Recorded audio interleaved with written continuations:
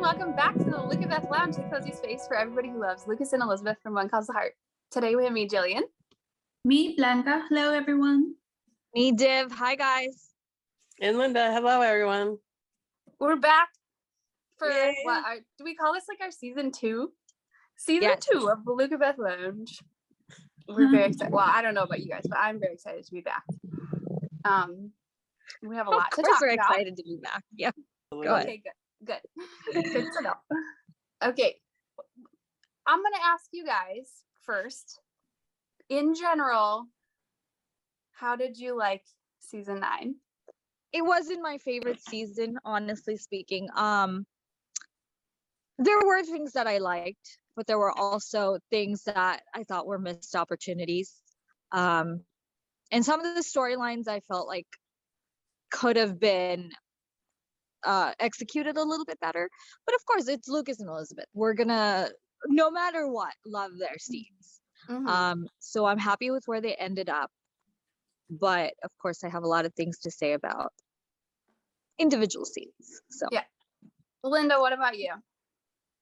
I absolutely loved the season. I mean, I thought that everything that happened that I saw between Lucas and Elizabeth seemed, realistic for what was going to happen, because we knew there was always going to be a little bit of issues that they would have to overcome in order to get to that point, and him becoming used to being a father and things like that. So I was just really excited as how it progressed and how much time. I know that they didn't spend, a lot of long scenes together, but I think they made the best of the time that they utilized with them on screen. So I love the season myself, and I got a lot of payoffs, at least from my perspective. So.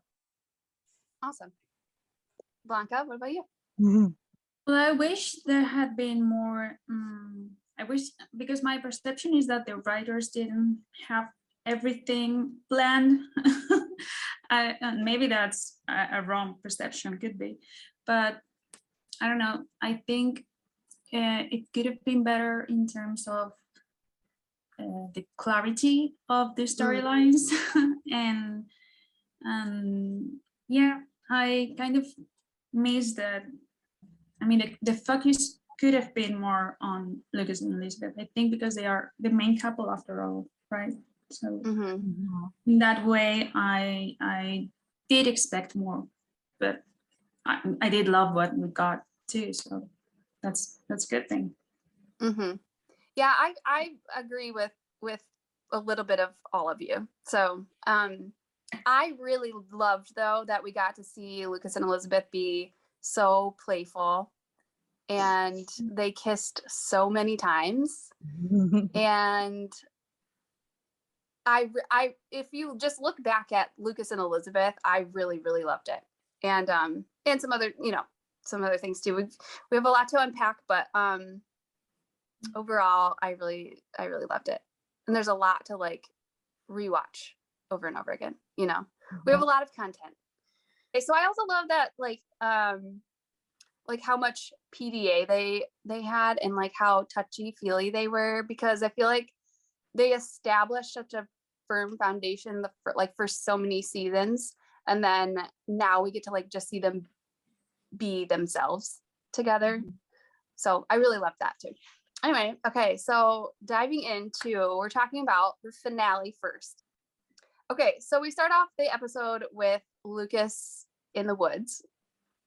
He's not in Hope Valley. And Elizabeth still hasn't read the letter from him, which really kind of drives me insane. I'm like, because she says like she doesn't need to open it because she already knows what it says, but I'm like, but still open it. Like, what does it say? What if it said something else? I felt the same way about the letter. It was like, I mean, I know what they tried to do with that. Yeah. I get that it was meant to portray the idea that she knows him so well, which she does. I think she does, but still, it would have been nice to know what he was saying and how he was saying it to me. And I feel like I feel like she could have just been like, I already know what this is gonna say, but still like open it. My mom was like, what if it says meet me at the ridge because he's gonna propose at the ridge and she just never opens it. I She's would have like, loved that. Yeah. Yeah, I mean, I thought that it was cute that Gustav comes in and he's like all worried about his cousin. His cousin, oh my gosh. Cousin Gustav is all worried. Anyway, yes, we need to love talk that about they that. ended that relationship. Yeah, we But need to anyway. talk about that. But he was definitely concerned, and she was, placating him and just kind of like, yeah, I can send Nathan up there. She didn't feel the need for that. She didn't feel the need to read the letter. We find out basically what the letter said, Right. in Elizabeth's own words later on. So I didn't feel that I was cheated by not really hearing it at the beginning. I was just glad they were showing that was, kind of a trusting moment and knowing that he wasn't going anywhere. I agree. I love that aspect of it. I just think it would be still like just weird to not open it, but it doesn't really matter. I don't feel cheated, just for the record, because I am glad that we found out what was in it. But yeah, we do need to discuss Gustav entering her home though. He goes into Elizabeth's house. She's like, Gustav, come on in. And he's like, okay. Oh, he's precious. And of course, he had to throw in that they are perfect for one another. Oh yes, how could I not say that? Oh, yeah. Still And when perfect. he's like, he goes in and he's like, I apologize for the late hour. I love your So friend. cute. He's just so cute. And yeah, it's just cute how concerned he is. And then when he's like, oh, Lucas's letter, what's in it? I'm like, yeah, I feel the same way. Exactly. You and me, Gustav. All right, moving on. Okay, so Elizabeth agrees to ask Nathan to go find Lucas for Gustav to make sure that he's okay. And Nathan is teasing Elizabeth about Lucas having cold feet. And she knows that that's not why he ran away or, went away. And she's just, she in her own words, she says, Nathan, you can be extremely exasperating sometimes. And I'm just like, Yep. Understatement. I don't need to say That's a it. nice way to put it. She said it for me. But yeah, I do have to say, this is a little bit profound for me to be saying, but I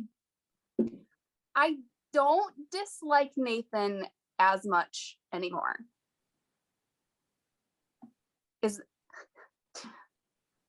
Yeah, I mean, he has his moments this season. I mean, okay, I think he's still like, he annoys the crap out of me, but like in like a annoying brother kind of way. But I just have to say that. no, I'm actually nodding because I agree. And Yeah. I'm like, am I really agreeing? Is my head really nodding? Slightly. Yeah. I didn't like that comment though. Because she was saying it playfully. And I was like, you said that to Lucas in episode 5, right? Right before she hit him. Did she say exasperating or frustrating? Frustrating, I think she said. Okay. Yeah. I don't think she said exasperating. Exasperating is a better word for Nathan, I think. But yeah, I don't know. Okay, so I do kind of enjoy the dynamic, mostly between Nathan and Lucas, not so much between Nathan and Elizabeth. I feel like it always goes like a step too far with like, I'll be like, oh yeah, that was fine, that was good, that was comedic, and then she goes and like hugs him, and I'm like, no, it's too much. But anyway, I mean, even when she said, Gustav wanted to go, Nathan didn't believe that it was Gustav, and I really think that it was because of what Gustav said, because I think she trusts that she knew in the letter what was up and was not concerned with him and was really asking on behalf of it. And I think Nathan kind of made it sound like, yeah, okay, yeah, whatever, so that kind of irritated. But I mean, overall, I think he was a lot better this season, but some things still will irk me. I think Yeah, I think when I first watched the episode, I was like, why do they have Lucas like going out to the woods to think? Like, it kind of annoyed me, but then I rewatched and I realized that he's not thinking about Elizabeth.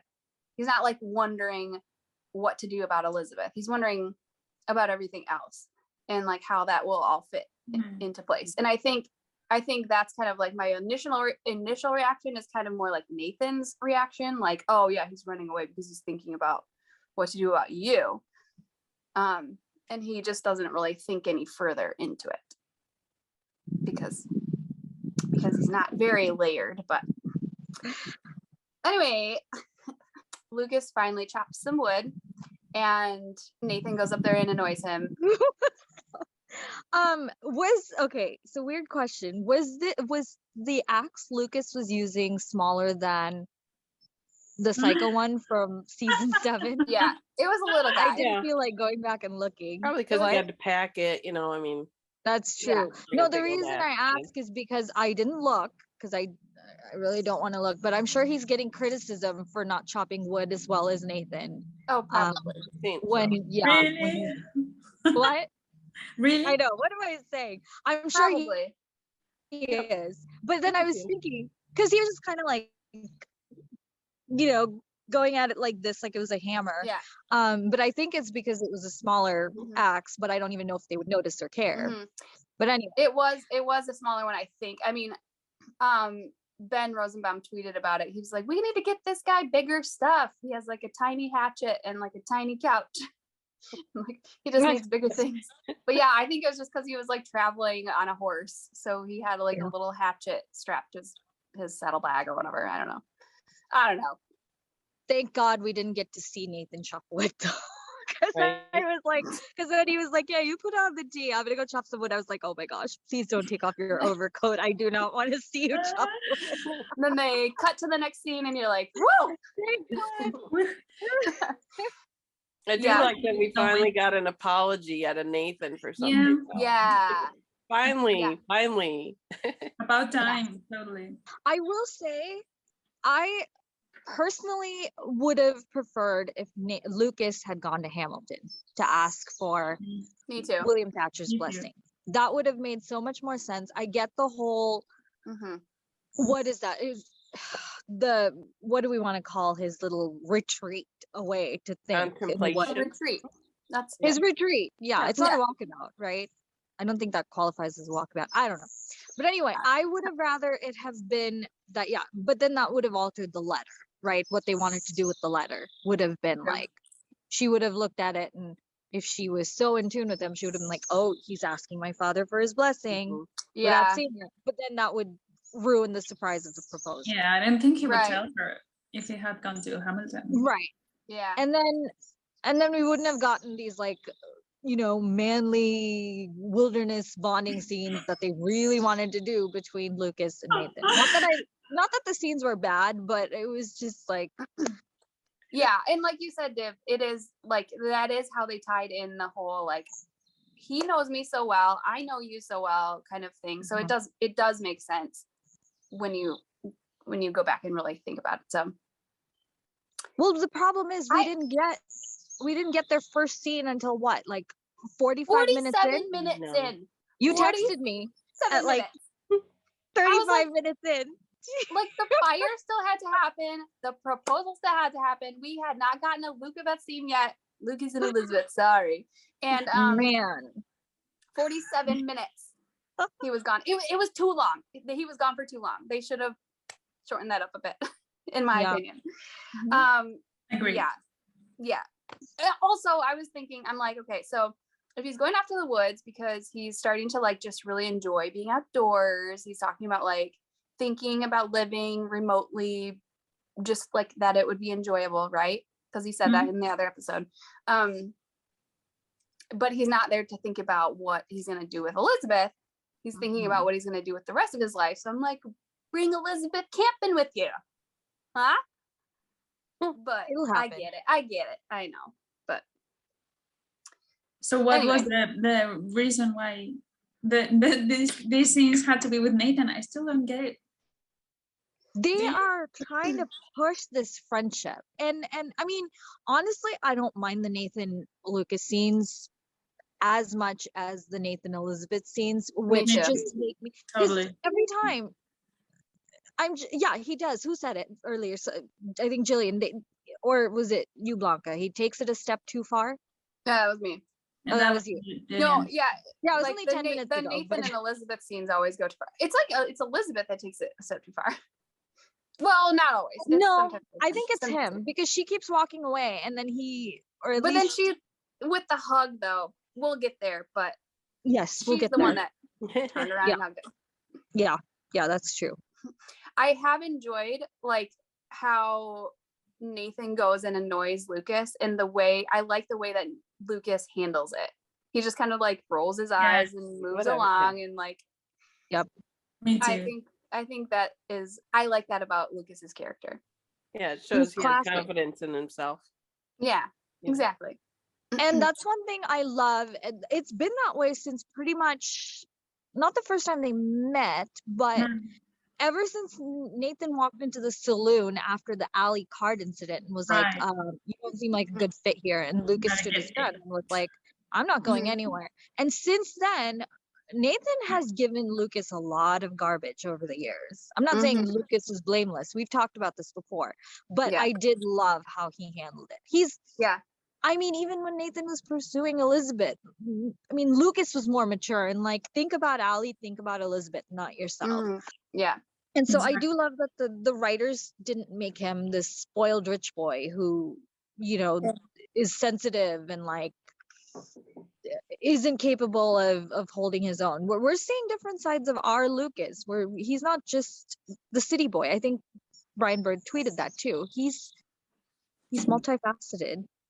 Well, and I think just like being in Hope Valley rather than like a big city or whatever, it has, you know, not, I don't want to say changed him, but I'm like, has highlighted, maybe like drawn out some other personality traits or qualities of his character, I suppose. I don't know.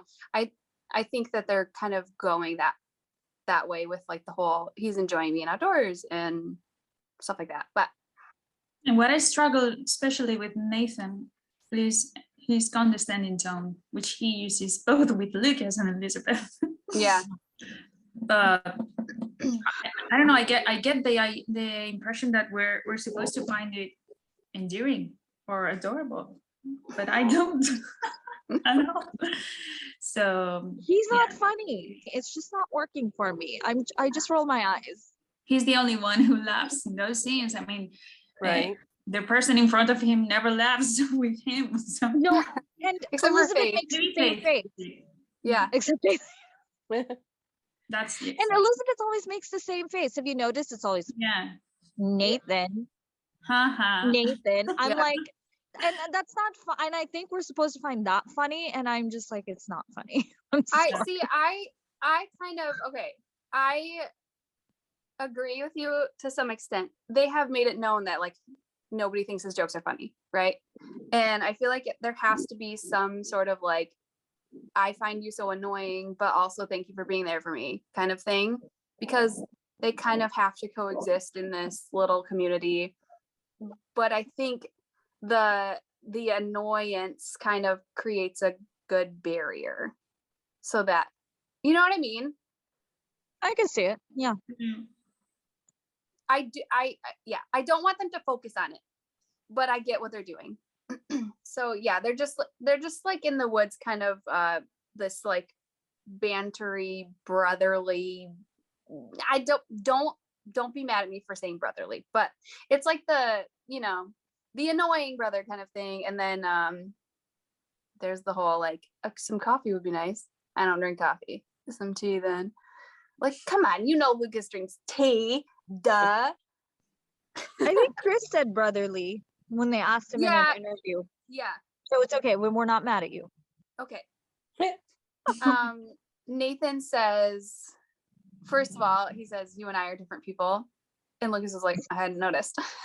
This is another thing I love that about Lucas. I was just like, yeah, I know. It's like these inside jokes with himself.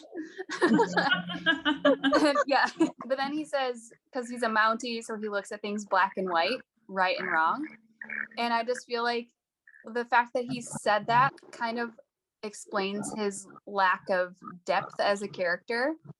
Absolutely. And the fact that he's not the lead guy, he's not the lead man, right? So he doesn't really need that depth. The fact that they spend so much time on Lucas thinking through things, he's just so layered. They didn't say I love you until forever. But Nathan, in contrast, blurted it out before spending any time with her. I liked that he said, I just look at things black and white. Like, I don't have any essentially any depth or color. Yeah. Yep. I'm a simple guy. It reminded and it just kind of reiterates the fact that it would have been a very surfaced story, like, especially because they've already told the Mountie and the teacher storyline. Lucas is this complicated character and Nathan is just black and white. Yeah. Agree. It reminded me of season 6, that little argument that he and Elizabeth had.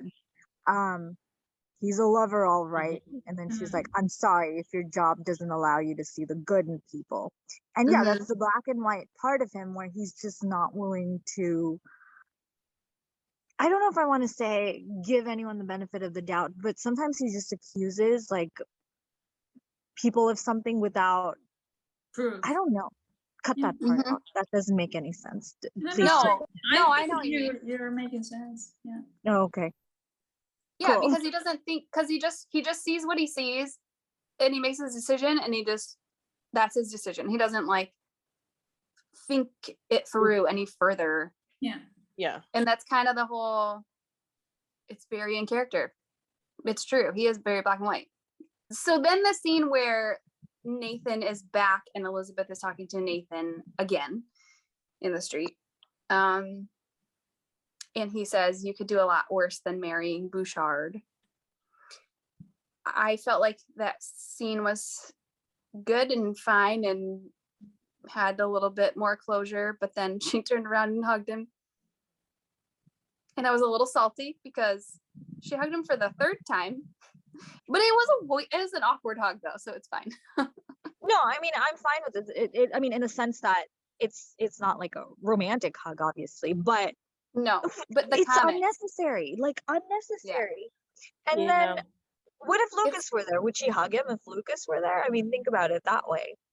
Yeah. I don't think she would, so there's no need to be doing it. Well, and then the comment, oh, people are gonna start talking. I'm like, yeah.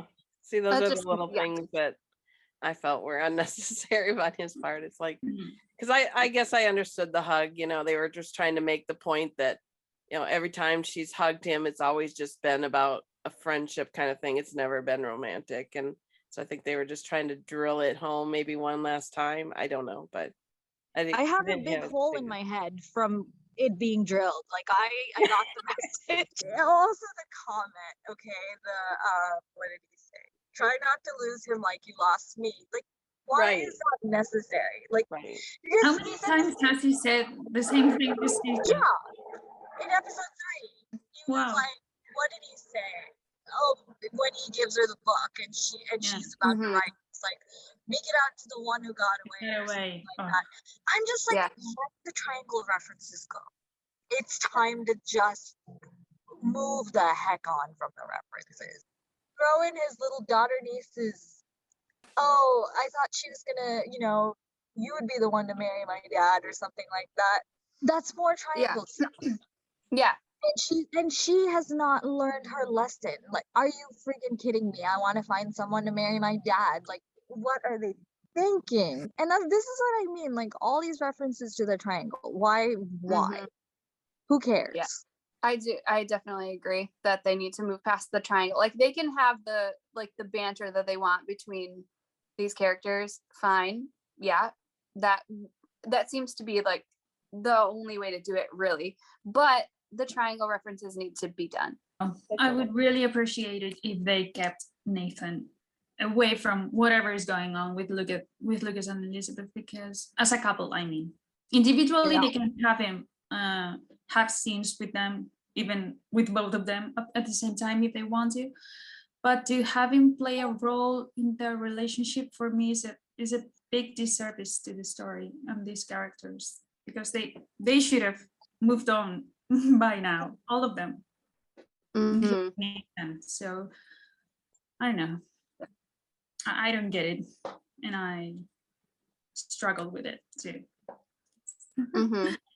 That's another one of my issues. And about the hug, Linda, you're right that every time Elizabeth has hugged Nathan this season has been out of gratefulness, right? Because she's been thankful that he has done something for Lucas, but there is no way to use a hug to convey that feeling. I mean, she could just friendly punch him in the arm or something, and God knows he deserves to be punched. So that could work just well.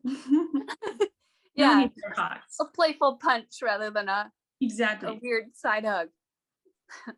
See you. All right, so then we have the fire that it was not as dramatic as I thought it was going to be.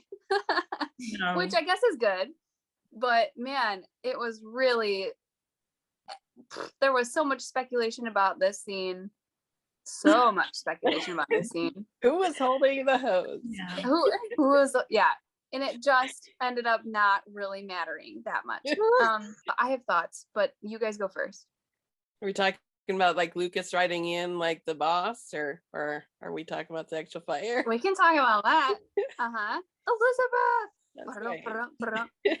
So good. I'm so glad we got to see that. Just for a second, but and then we got a hug. We did get a hug. Right. See? Finally. It was quick, but it was a hug. Yeah. Linda, what do you think? Well, I mean, just the concern that Elizabeth had on her face when she got there and nobody knew where Lucas was, because, you know, she had been told by Nathan that he was coming back sometime tonight. So she knew that he hadn't, you know, stopped by her house. So he might have stopped by the saloon and already been there. But yeah, so it was nice for them to have a little bit of a moment, you know, because it couldn't be too long with the saloon burning down behind them. But yeah, with the circumstances, it couldn't be like, Yes. What about you guys? Thoughts about the fire? It was too quick. It just happened. I mean, I get it in a sense, but that was one of my complaints this season, is some of the scenes were so short you didn't get to like feel it. And I didn't really, if there was supposed to be like a danger element here, I didn't feel it very much. Yeah. Rosemary got all worried about Lee, and then he comes back like a couple seconds later. I know. And even the fire, when they're fighting it, they're pretty much fighting it from the door. So Elizabeth's concern, I don't know if it was concern for his safety or if it was just concern like, oh my gosh, his saloon is burning down. I mean, it's probably both, but he wasn't really in any physical danger. And I think we've talked about this before. I want injured Lucas, okay? I don't want to see the man get hurt, because I want her to like take care of him. I mean, I guess maybe not in the finale, it wouldn't have worked out, but I just didn't feel that sense of danger that I would have liked to feel. Blanca, you were saying something. I'm sorry. I think if it had been up to us, we would have put the fire maybe in episode 10, for example, and make it last a little bit longer, so that, as you say, we would get the feeling of danger. And I think I would have had someone trapped inside, so that they really feel they need to go and save whoever is there. Yeah. And make this scene a little bit longer, and you know, our sweet Gustav. Who else? For example, yes, that would make sense. That would get us invested. True. Yeah, we cut out the alley. They could have cut out the alley Elizabeth scene and put made this longer. I don't know if it would have been like a budget thing, because I don't know what they had inside the saloon to simulate fire. Yeah, I don't know. I don't know if that had to do with it, but In the yeah, end, it it's was a our- little bit much ado about nothing, right? yeah. Yeah, it just kind of seemed like there was some stuff cut out. And I do agree that there were some scenes that could have been left out. Like the second Nathan and Elizabeth scene. Like there were 2 scenes in the street with them and they were not short. So it's like things could have been condensed. Okay, but fire. I have one more thing to say about the fire. Okay. So Nathan goes into the jail and lets Henry out because he's worried that the fire will spread.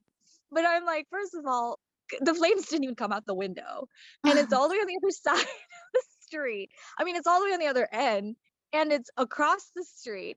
But okay, anyway, whatever. So he came and got.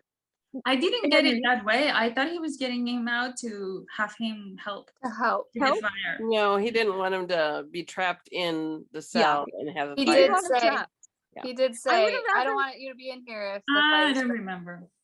But it that would have would've made been more better. sense. Flames can jump. Anyway, but Henry was working so hard. I mean, he was so like good. Something. Anyway, so yes, fine. He let him out, but he forgot to lock him back. Henry locking himself back up was hilarious. That was funny. Yeah. Henry saved him. Henry saved him. Yeah, it was a long while. Like he didn't even think about it on his. He just like, oh, that's Henry's car. And Wait, don't you think that's in character for Nathan? Shoot. Yeah. That's what I was gonna say. It is, isn't it? He was also disappointed, like we have a fire, and then again we don't get injured Lucas, and in the last season we had an explosion and we don't get injured Lucas. So it's like, what does need to happen for him to get injured? So like you said, that would have had to happen a couple episodes early. We couldn't have him injured while he's proposing. So Right.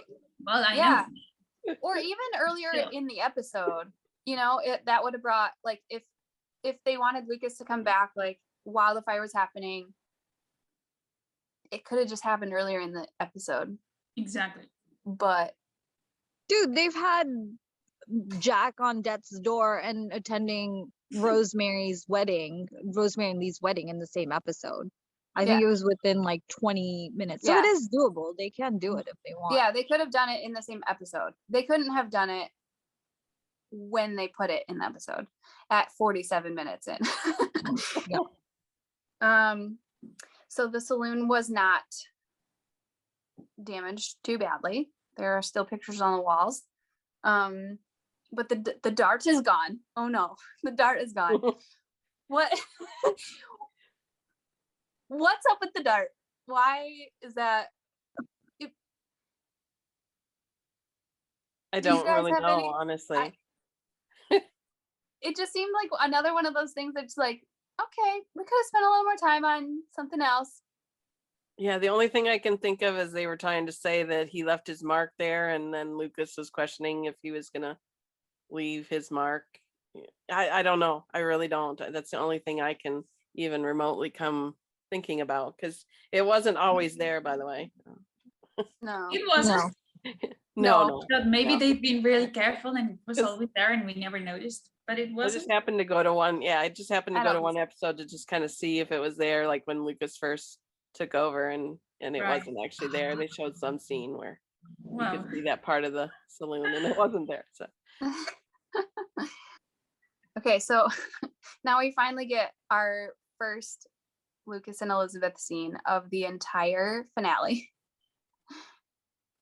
After 47 minutes in, I don't know how many minutes this was, but I was like, is this a 2-hour finale? Like, how are we gonna fit all this in? But we have this conversation outside the saloon, which I actually really, really love. What did you guys think about Lucas and Elizabeth's conversation outside the saloon after the fire? Oh, I loved the words, especially when they got to you know, if the fire had burnt everything down, how he would still have love. And he said, you know, that he'd be the richest man alive Mhm. then. And it's so true. And that's what we really need, that message. It's a big message. And then the kiss afterwards was probably Mm. maybe my favorite of the season. I Mm. haven't decided quite yet, but Wow. it's Mhm. definitely, It was- yeah. I mean, I don't know. It was one of my favorites. yeah, I don't think it was my favorite, but it was it was probably top 3 for me. yeah. Top 5 But- for me, but it was super cute. I Mhm. love It that was. we can say that. Or like top something. 'Cause Yeah. there's so many. Top Now, 20. now we're actually talking Top about the 20. more, yeah. It's a Yeah. nice problem to 37. have. Yeah. We Right. definitely were not short on kissing. No. So Yeah. I just thought that, you know, even though, yeah, it wasn't very dramatic as far as the fire goes, the Mhm. message and stuff was certainly clear. Yes. And I love that moment between them. Mm-hmm. So for me, what I found really interesting is there they are kissing in this place, right? And you can see people are watching them. And it reminded me of last season. It was episode 7. It was the PDA episode. And they had the conversation about her not being ready for PDA in that exact same spot, maybe like a few feet away. Yeah. But it was pretty much right there where he's like, well, I can tell you're not ready for, public displays of affection. Mhm. And he wants to hold her hand. And now here we are with them kissing in pretty much the exact same spot. Anyway, Mhm. I thought that was adorable. Yes. And they do not care. They do not care Yeah. who's looking. Not in They the should. slightest. That's been Nope. that way all season long. Yep. What I liked about it was pretty much what Linda already said about what Elizabeth says, because they're making again the statement that they know each other really well at this point. Mhm. So Yes. she gets what he's going through and all the issues he's having in his mind and everything. But I wasn't sure, and I would like to have your opinion on this. Do you guys think that the talk about the possessions and being rich and everything has anything to do with the fact that Lucas is rich or not? I think it was kind of just a nod at a few different things. I think first of all, the parties who think that Elizabeth is only in this for the money, Right. it That's what I proved to meant. them Yeah. and to Lucas and to Elizabeth that it's not about that at all. And they know that for sure now. They proved that. And I think it also was, how Chris said in an interview after season 8, how he thought it would be interesting to see Lucas lose everything. And they kind of did that without actually having him lose everything. It was just kind of like A what if? very close, and it was enough to show everybody involved that this relationship is not because of possessions and money. Right. It's just not. And I think that that was on. the intention, right? Yeah. The writers. I just don't think it's necessary. So that's something else that I don't agree with, because it's been established many times by now that with Lucas, it's not about material things, not for him and not for her. So it was kind of redundant. I think that Elizabeth was kind of saying that to Lucas. Like, I think she knows that. It's been established that she knows that. But maybe she was just saying to him, like, look, it does not matter to anybody. Yeah, I mean, I get it from the character's point of view. What I'm only questioning the writer's intention behind it. And if that's the reason for it, I don't think it's necessary, but I get why they're making her say that. And I think that's nice that she reassures him in that way. Like, you could be poor as a rat and I would still love exactly. Yeah. Did you say rat? Yeah, you don't say I that. love it. You don't say poor as a rat in English. Maybe you don't. No, but I love it. Oh, Spanish reference. Yeah, I love it. you Yeah. learn next day. Poor as a rat. I know. Yeah, and then he's like, which would make me, it still makes me the richest man in the world, which is just cute. And then yeah, that kiss was really good. The way that he like runs his thumb along her For jawline, me, that was the best Yes. part. His so the good. hand action. Yeah, and then their faces stay so close. Oh my gosh, the nose nuzzling that happened this season, oh, so good. And their faces stayed so close together, but then it was cut off, and it was just like, there's Macy right there, and I was like, oh. But but it was a really good kiss. I agree. It has become one of my favorite kisses. Mhm. Mhm.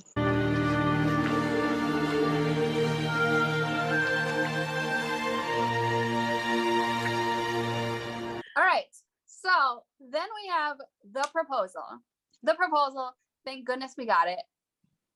It crossed my mind a couple times. I was like, what if we don't get it? Because, you know, like the end of season 2, everybody thought we were getting a proposal from Jack, and then it didn't happen. So I'm like, oh my gosh, what if they do that again? But anyway, we got it. And I think it was beautiful.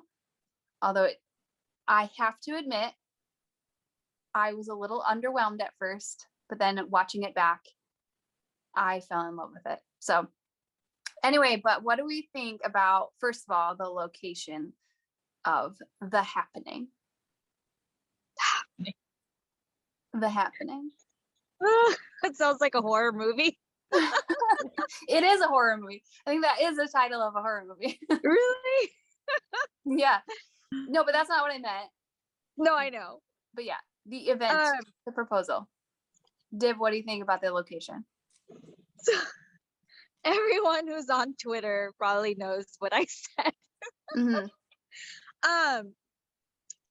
It's not what I expected at all. If I'm being completely honest, every time I pictured their proposal, it was either going to be at the library or it was going to be at the bridge. And I was leaning bridge because I would have been happy with either, but I was leaning towards bridge because I had a feeling they would do a daytime proposal with no candles. Only because, and we love our candles. Do not think for a second I feel any other way. But just to contrast Jack and Elizabeth's, I thought they would do something completely different. Yeah. And I was disappointed. In the location initially, and even now, if I were writing it, I would not write it in the middle of the street. I just wouldn't. But I like the proposal itself, and I like that they were isolated. There weren't any people walking around. And for all the fuss they made about there being more traffic and more cars and all that stuff, it was kind of weird that they emphasized that so much, and then now no one passed by on that street. But anyway, location wise, they have 2 beautiful locations. So I would have wanted something different location wise for sure. And I was trying to be very careful not to say too much on Twitter because I wanted to save my opinions for the podcast, but it just tumbled out. I couldn't. You got to talk about it. Yeah, that's okay. And I think part of me has accepted it as, here's the thing, I'll be honest, I love this scene because, first of all, Aaron and Chris were fantastic. I mean, they made that scene work. Secondly, it wasn't all bad. It did look romantic, and it did look, the scenery was great. But I will say I was surprised that Aaron and Chris were good with the middle of the street, because I kept thinking they'd veto it just because they were so invested in having the kiss happen at the bridge. I thought maybe they wouldn't. I thought when we saw the middle of the road thing in the promo that it was a fake out. I even tweeted that out. Because I didn't think they would go for it at all. So I didn't think they would show it in the promo. I was like, there's no way. Yeah, we didn't think they'd show it. But I think in that sense, and Jillian, you and I talked about this, Chris and Aaron's interview really helped because they were totally on board with it. They were totally listening to the things they said. It helped Me too. accept it. Yeah. Yeah, because at the beginning, I was like going, okay, like you guys, I got to thinking, oh, their proposal, I can't believe, it happens right there in the middle of the street. I'm like, but again, they took the gas station and made that a beautiful scene. So I wasn't concerned that it wasn't going to be a beautiful proposal just because it was going to be in the middle of the street, as you would say. Yeah. And the more I thought about it, the more I'm like, maybe they're just faking it out and that this isn't really the proposal. And that this is maybe just like one of the opening scenes, kind of thing. And maybe he really was tying a shoe or whatever. But then so I thought, okay, where would they have it if they weren't going to have it there? And the reason I nixed the bridge is that already had kind of a big moment last year. And I didn't think they'd necessarily want to go to that same place. But I also, just from shooting it, I'm not sure him getting down on a knee and how they would actually shoot him proposing down on one knee and have those shots work. But because there's so then I went for the library. That's true. And that's a good point. Yeah. And so the library, I wasn't even necessarily thinking candles and whatnot that there would be there. I hadn't really even pictured it. I just thought it was, that special place for them. And I didn't think it would be in her row house because it's just, I don't know. I know they were talking about being a family, but I was just glad that little Jack was there and part of it. And I know that some people don't want that and some people did, but I was definitely out for that. So I do feel like it definitely would have been beautiful at the bridge or the library. And honestly, Chris and Aaron made it didn't matter where it was. Like it could have been anywhere. Right. And they made it magic. I didn't think it was going to happen in the middle of the street. I thought that was a little bit out of character, but watching back, I think I have so much to say and I don't know. Okay. So first of all, I think that the fact that it didn't happen on the bridge or the library kind of makes sense looking back because they didn't have any scenes in either location this season, the whole season. So I feel like a little bit of it is like now it's in front of the gas station, which we saw Lucas pushing his motorcycle towards Elizabeth with that music in the background that is reminiscent of the coming home. I'm not a singer, but you know what I mean.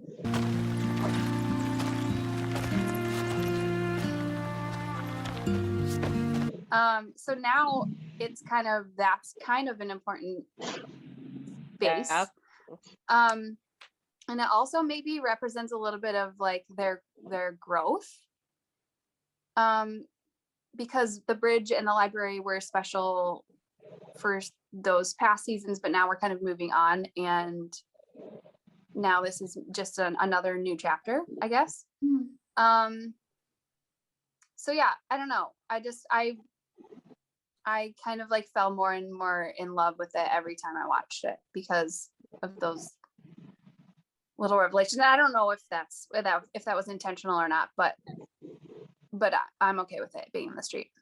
And it also happened rather organically because it came up in conversation with like the whole, my mom wants to see us in Hamilton for Christmas. And he's like, well, speaking of Hamilton, it was like he was planning on doing it, but it wasn't some like grandiose thing.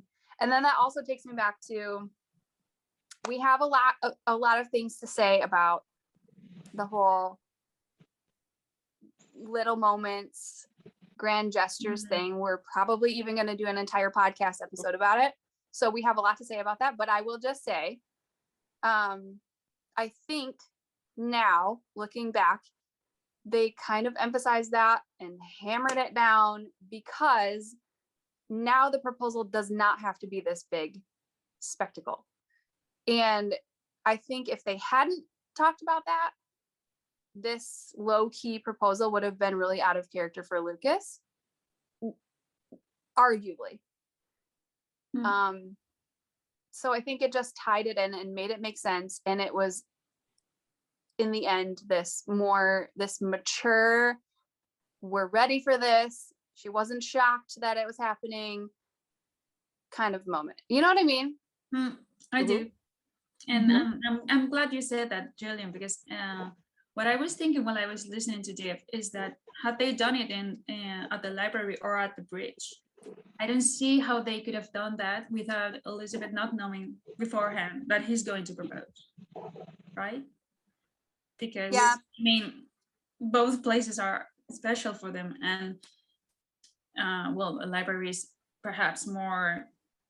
It would, I don't know, but if it had happened there, it would have been at night with candles, like you said. So it would have been more predictable in that way. So I agree, it's better and it's a wise move, I think, to have it somewhere else.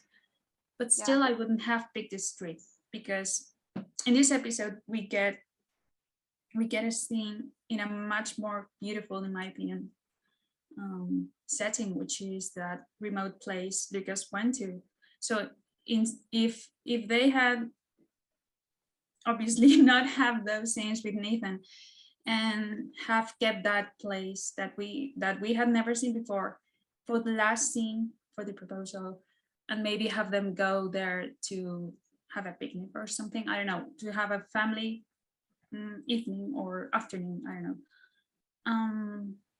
I think the setting would have been more appropriate for a proposal, because the scenario is so beautiful.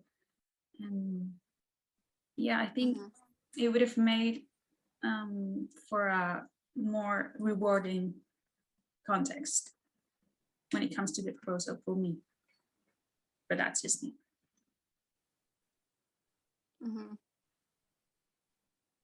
Yeah, to me that place was like a bit of a waste to have it with Nathan. It was like, why can't Elizabeth be here with Lucas, not Nathan? Yeah, because he should have taken Elizabeth. The view was really beautiful. It was spectacular.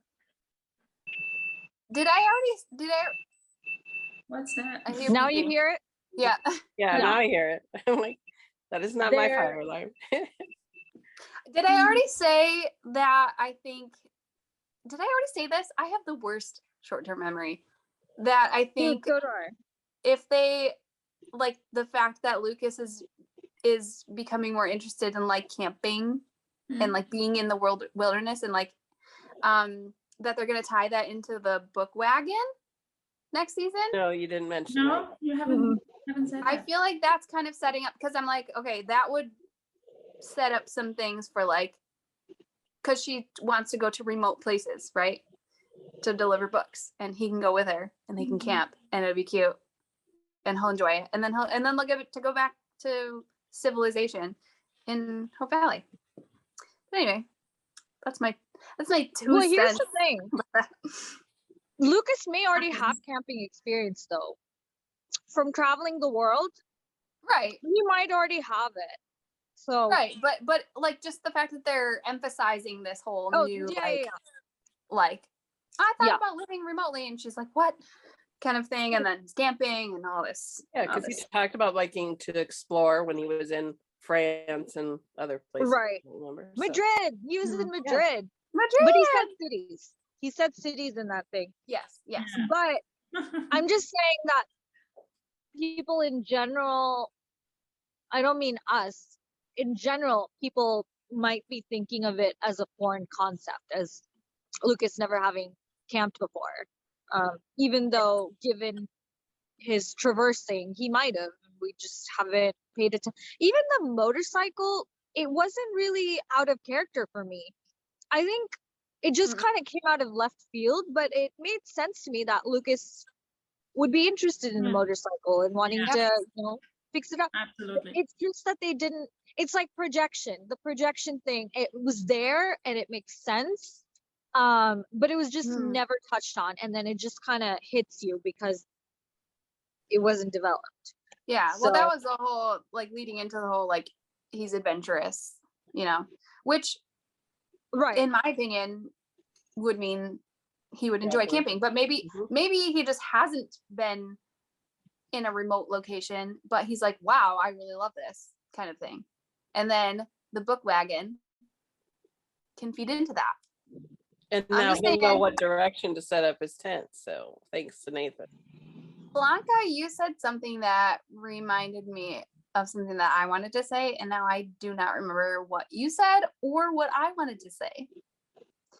So that's a good story. I forgot how to do a podcast. I think there was something else I wanted to say. It doesn't matter. It's fine. It's fine. So then the proposal happens. And I'll go first on this part. I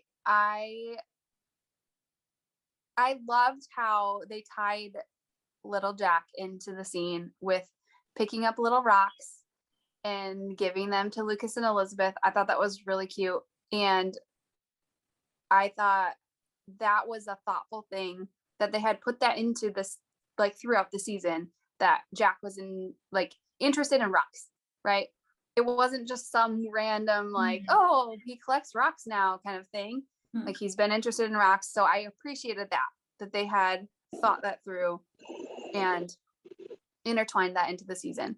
I also can strongly relate to a child of mine collecting so many rocks that you don't know what to do with them.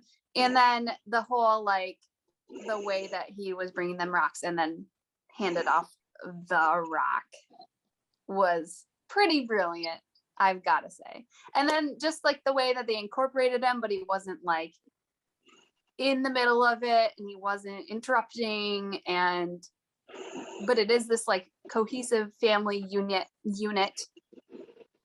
I liked the way that it all played out. So that's my initial thoughts.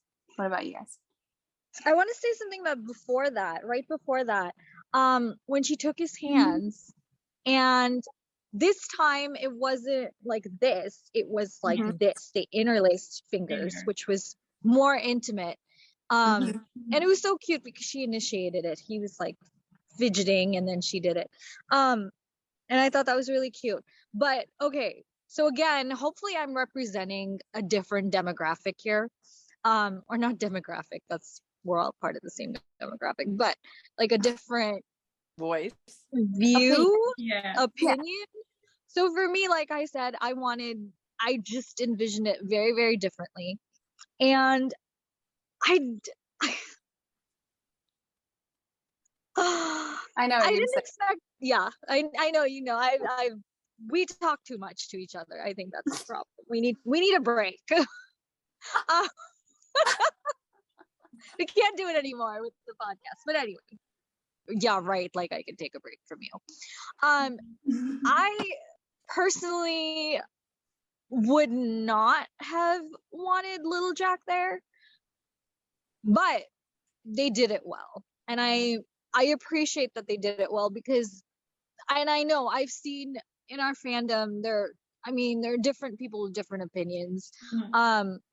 I don't know if this has to do with the fact that I don't have kids or what, but for me, I don't think he needed to be there, but I was fine with it.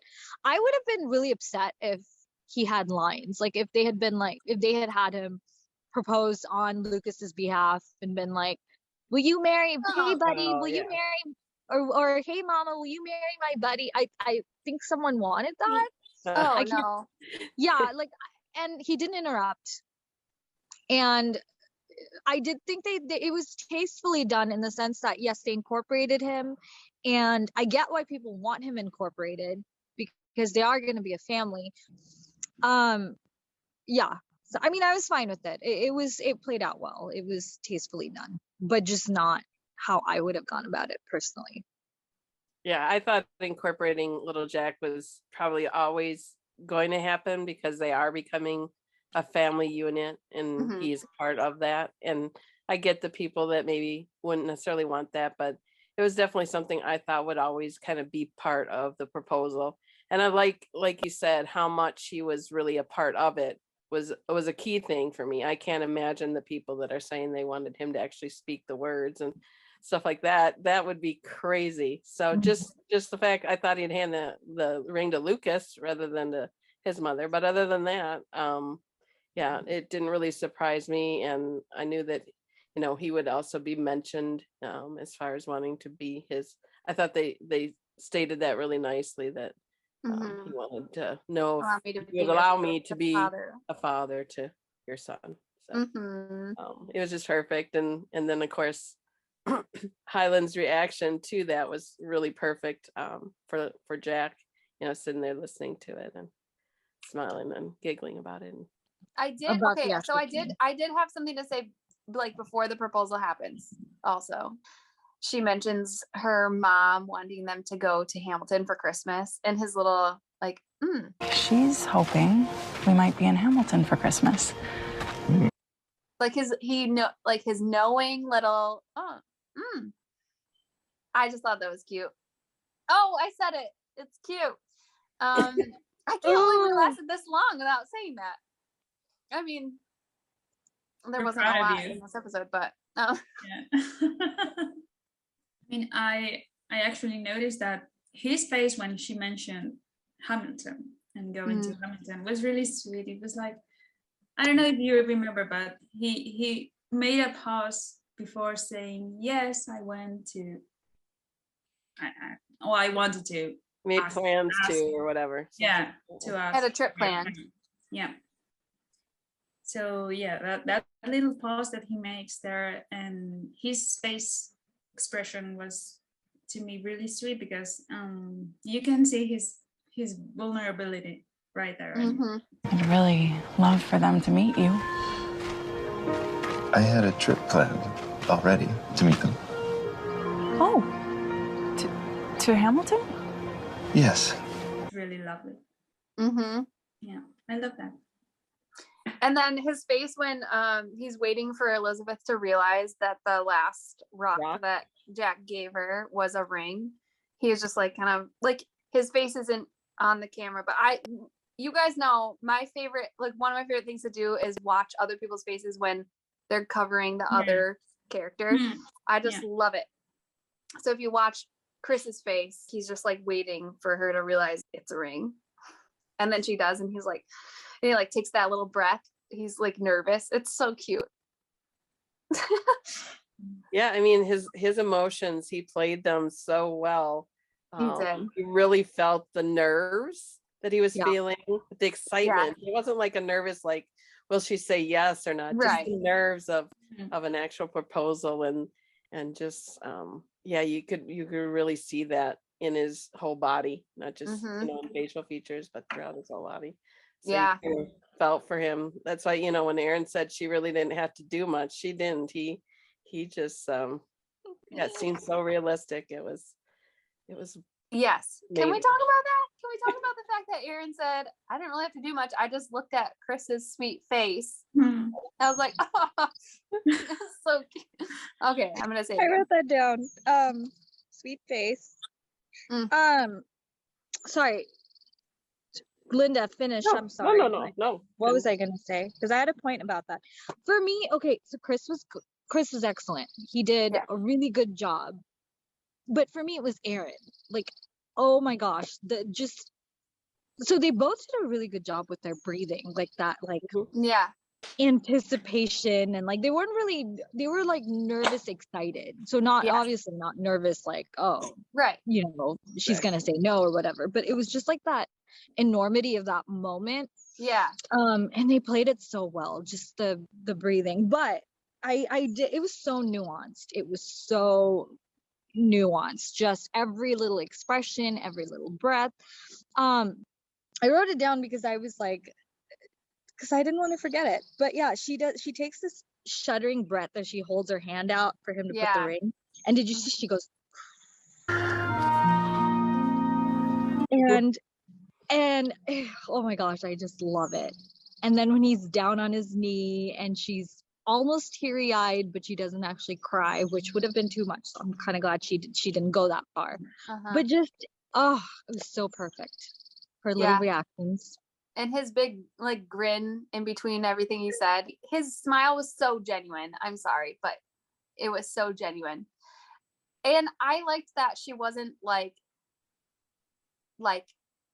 shocked, and she knew it was that's what I mean, like it was like a more mature proposal. Like Yeah. she knew it was coming, but it still doesn't take away from the importance of this moment, Yeah. and just like you said, the fact that she was like teary-eyed a little bit, but she wasn't crying, like she knew it was happening. And then just they both did a very, very good Well, job. she knew it was happening, but she didn't expect it to happen at that moment. Yeah. Which is a contrast to the proposal with Jack, I think, because True. all those scandals you can possibly It's like you're walking into have another reason for that. So yeah. They did a really good job, like with making it very different from Jack's proposal, but keeping it in.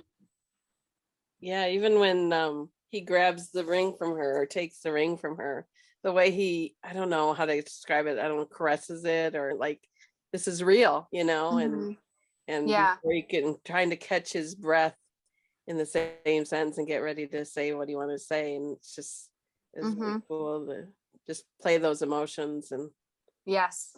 And when he says be a father, wait, what does he say? Be a father to your son. Be the father to your son.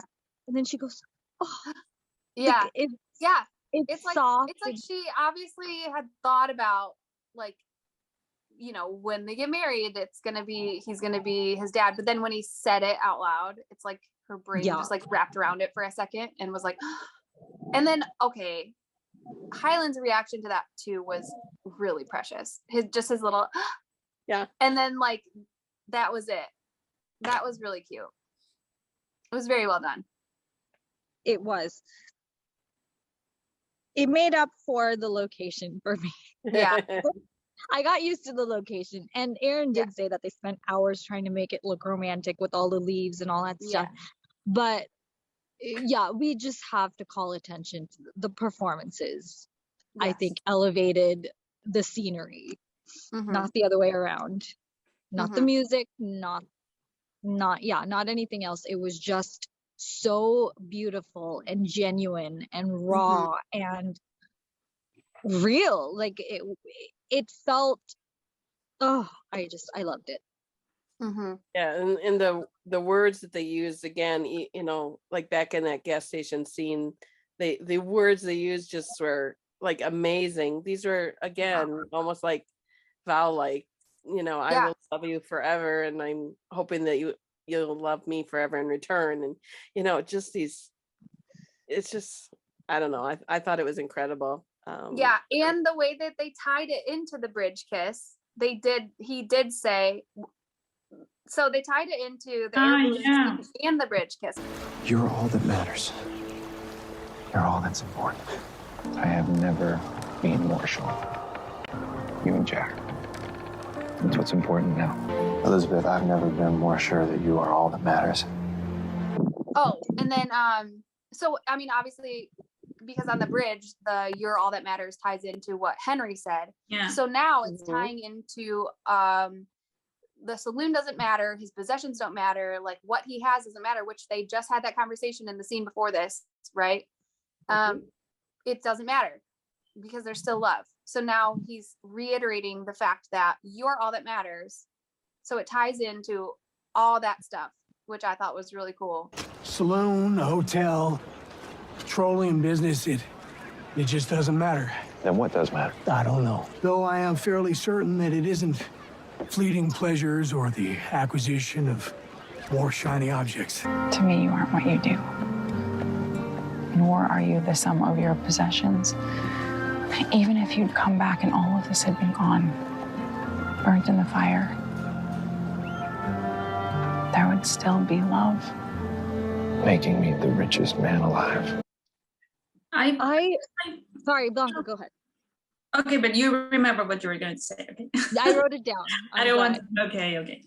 I was going to say that I would have liked his words to last a little bit longer. I mean, his speech.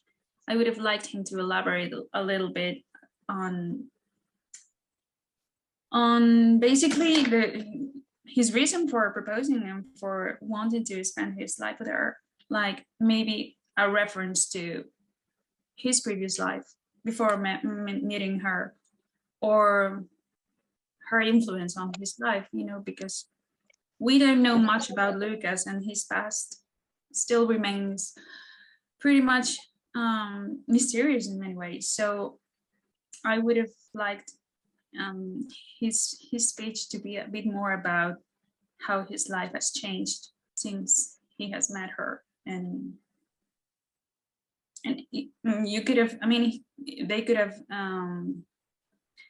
worded it in a way that he included also Jack in that speech. But yeah, I would have liked a little more I don't know how to say, depth, sentiment, I don't know, but yeah, a little bit more words, or a little bit longer speech.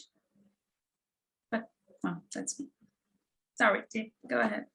You were going to say something. Oh, well, to your point, I like that they kept it short. I think proposals kind of, because you're keeping a lady waiting otherwise if you're just talking and talking.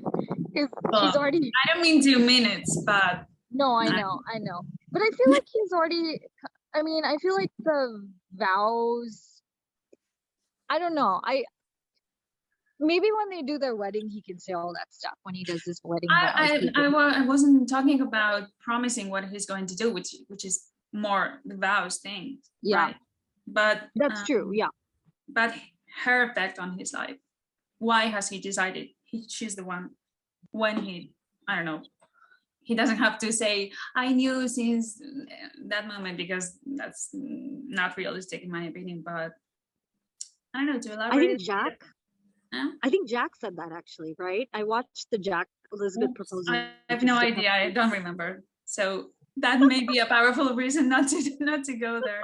Yeah, he says, I knew that God had sent an angel into my life, or something like that. From the moment I met you. From the moment I met you. Yeah. Okay. Yeah. Even though he's mad at her. Yeah, too much. Yeah.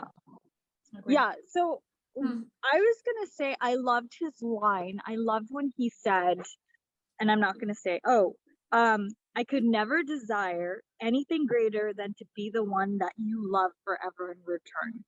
Mm-hmm. I loved that. Me too. Because he has waited years for her to love him back. Right. Yeah.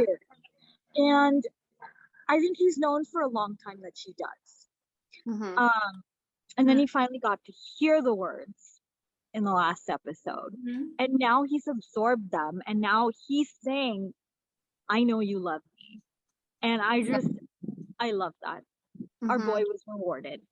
He finally gets so I I really love that. Yeah. And then it's like almost, it kind of almost plays into the fact that they do have such a great unspoken language between each other that, like, I don't know. I don't think that a whole lot needed to be said, but I definitely see where you're coming from, Blanca. But I love, one of my favorite things about their relationship is their like unspoken communication. Oh, me too. Absolutely. Their nonverbal communication is so special. Yeah. Not that they shouldn't say things, but yeah, that is really good. I would never, what does he say? I could never desire anything more. Yeah. Mm-hmm. And then it's like, because he said the same thing about himself, but he said in return, it was like, and I kind of like how, because like most of the time in movies or shows, the proposal is like, I'll spend the rest of my life like trying to show you that I love you or whatever. Yeah. And I like that he kind of did something different where he's accepting the fact that she does love him and not just being like, I'm going to try to earn your love.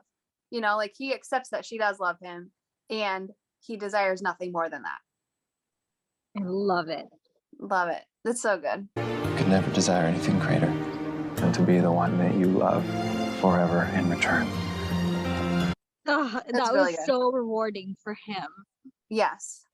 So And I his- love that. Just his smile when he's saying it. Okay, we have to talk about the noise that she makes when he kisses her, in the way that she just pulls him in. Like, he just does his normal, like, I'm holding your face and kissing you, which has become a signature move for him this season, which I love so much. But just like that noise that squeezes out of her. And then just the twirl, which was all Chris, which was really cute. I think that's why this was so good, this scene, because they took all these elements and put them in. They contributed, right? And so they were so into the scene. Yeah.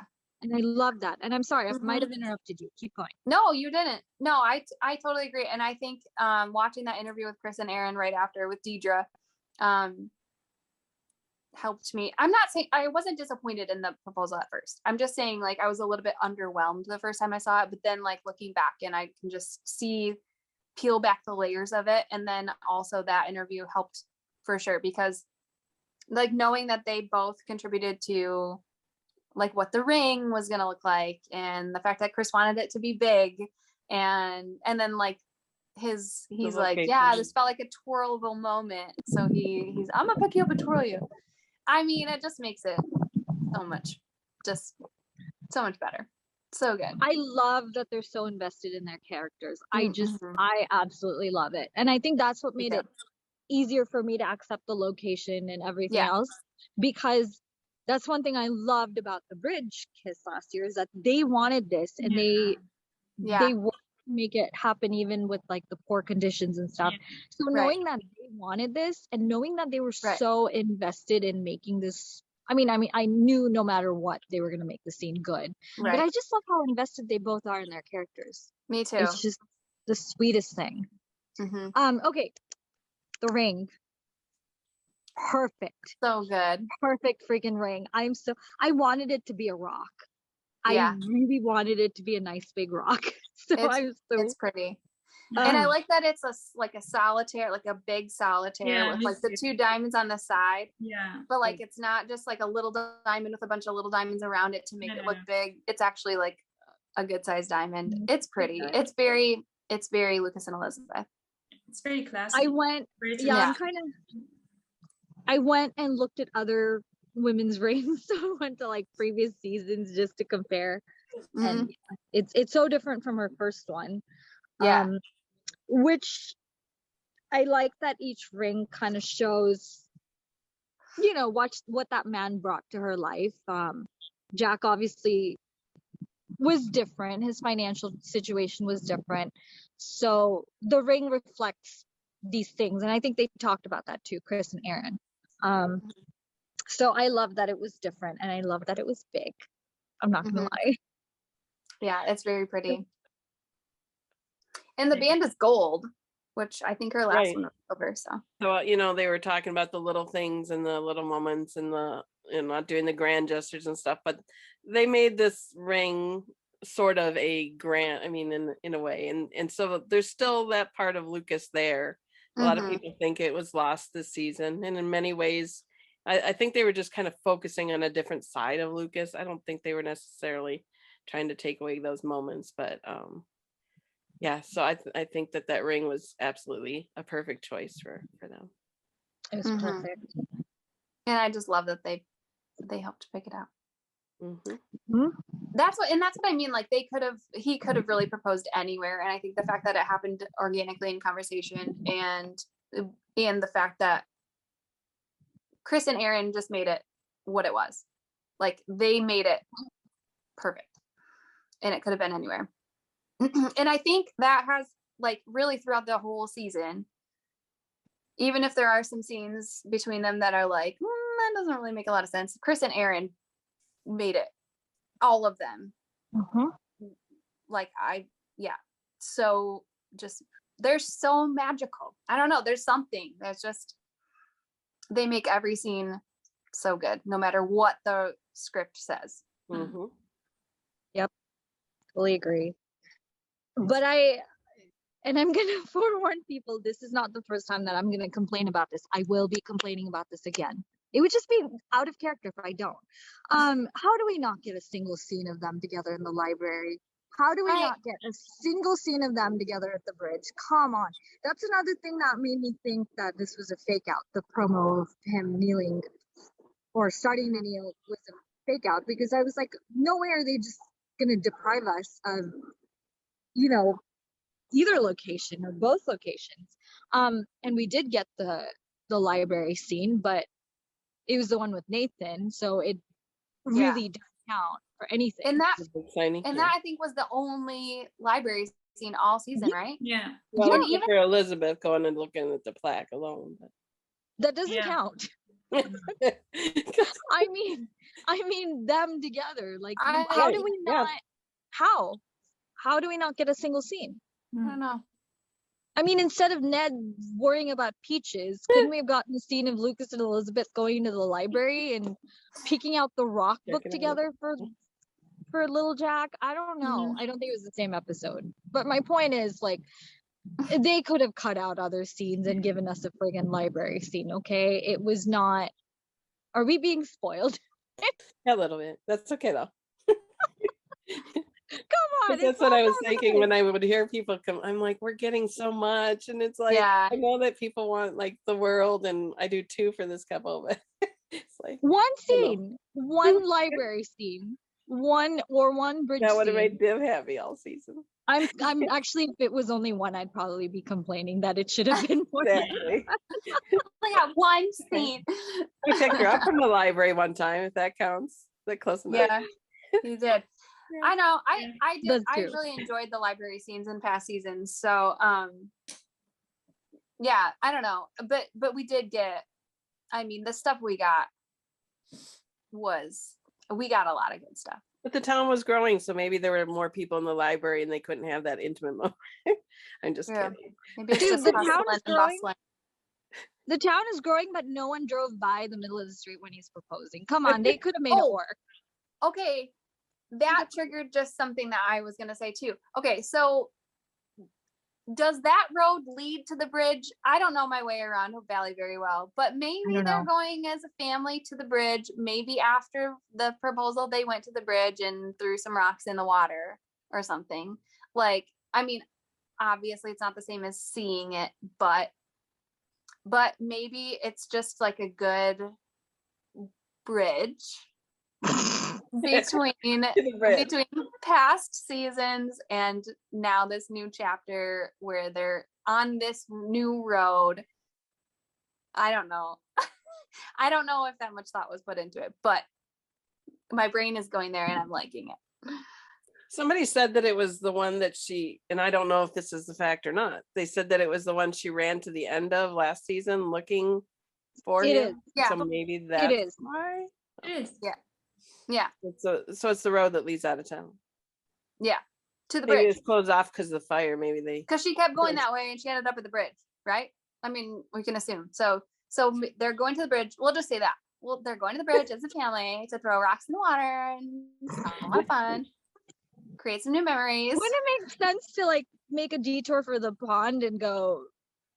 Anyway, I'm throwing water on your theory. Don't burst my bubble, Deb. I know. I'm sorry. They did a nice know, job of making the road look beautiful. They did. They did. It looked They beautiful. really did. It was did. very beautiful. And their outfits were beautiful. And it was a good balance of family versus couple, I think. Yeah. I think it was beautifully done.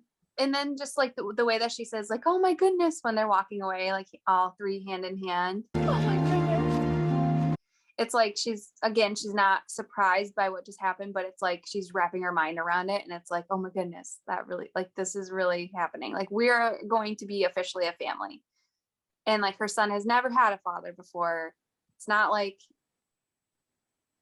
Lucas is even replacing Jack in little Jack's mind. He is the only father figure he's ever had. So it's like just with Elizabeth knowing the past of the situation, it's like this whole new thing to really comprehend fully.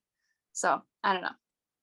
Yep, and they're walking off hand in hand, playing with little Jack in between. He looks back. It's so cute. That's a cute way to end it. So that is the proposal, our thoughts on the season finale of season 9, One Calls the Heart. Thank you so much for listening. Make sure you're following us on all the social medias. We are at Luca Beth Lounge on Twitter, and then we're at the Luca Beth Lounge on YouTube and Instagram. Thank you so much for listening, watching. Goodbye. Bye, guys. Bye. Thank you. Got it. Got it. Hi. The Rock. The Rock. Why? That's I think they're kind of cute. And I kind of want to eat something because my stomach's growling. Oh, wait, that's true. It's kind I of know, true. There's nothing yeah. else. It's like, oh, they're bringing something new on. Oh. No way.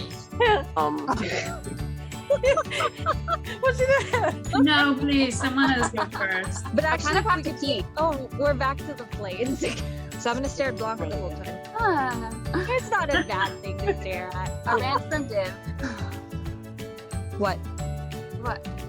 My gosh, it's been a long time.